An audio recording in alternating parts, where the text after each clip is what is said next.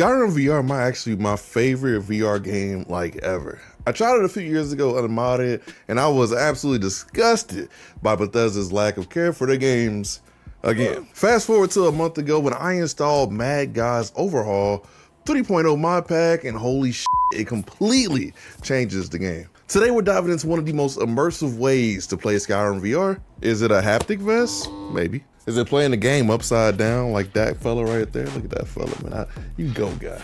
I mess with you. But sadly, no. It is using a VR treadmill. If you ever dreamed of literally walking through Whiterun or running away from a dragon in real life, give me a few minutes because we gotta talk. Guys, we're talking next level immersion, interactivity, and FUN. And if you can't spell, that's fun. And fun is what VR is all about to me. But before we get into it, make sure you hit that like button and subscribe because a lot of you guys don't do that. So help your boy out and let's get into it. So what exactly is a VR treadmill? Well, it's a slightly magical device that lets you walk, run, jump, or even sneak in place while your movements are translated perfectly in game. For a simple explanation, it's like the movie Ready Player One, if you've ever seen that. Ironically, I've never seen the movie, but a lot of people say that whenever they come to my streams, I'm using my VR treadmill. For this video though, the VR treadmills you're gonna see are from KatVR. Most of the gameplay is gonna be the Katwalk C2 Core, and I recently just got the Katwalk C2 Plus, which I'm sitting on right now.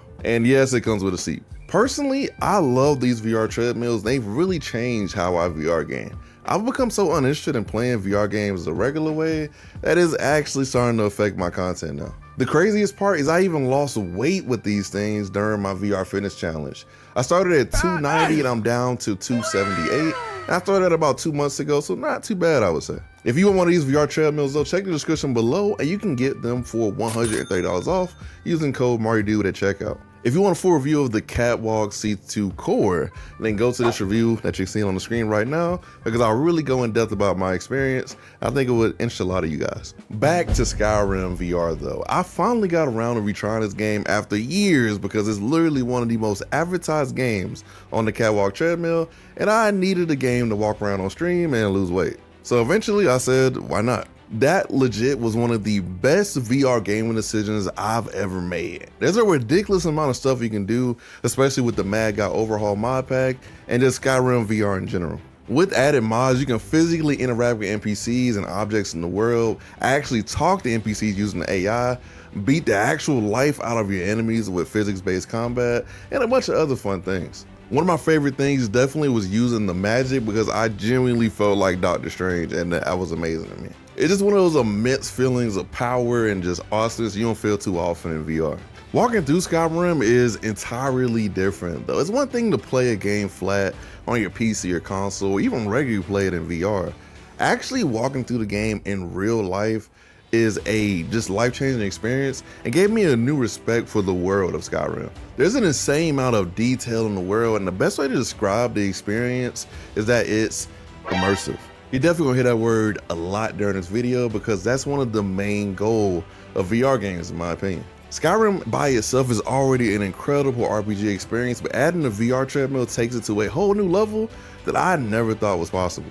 You also realize how goddamn huge the map of Skyrim is. After running to the point where my legs cramped one stream, I did a little bit of research. I discovered, and not, that the map of Skyrim is 37 kilometers long and that's 23 miles long for my American brothers.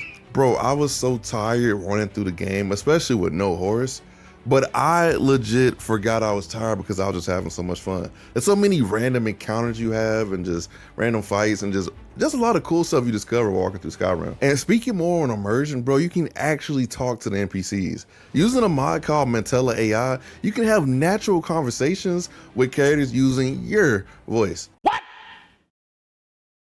What the? Hello, Master. Is there something I can do for you? Okay, Lydia, do you realize you're in a video game called Skyrim? In Skyrim, Master? As in the Nordic Kingdom? Is that what we're calling it now?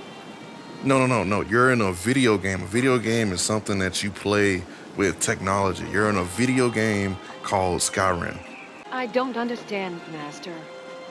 What do you mean by video game? A video game is something you play on a game console, which is something that's hundreds of years in the future. So like, I can't explain it to you, but Just remember, you're in a video game called Skyrim. I see. A game inside a game within a game.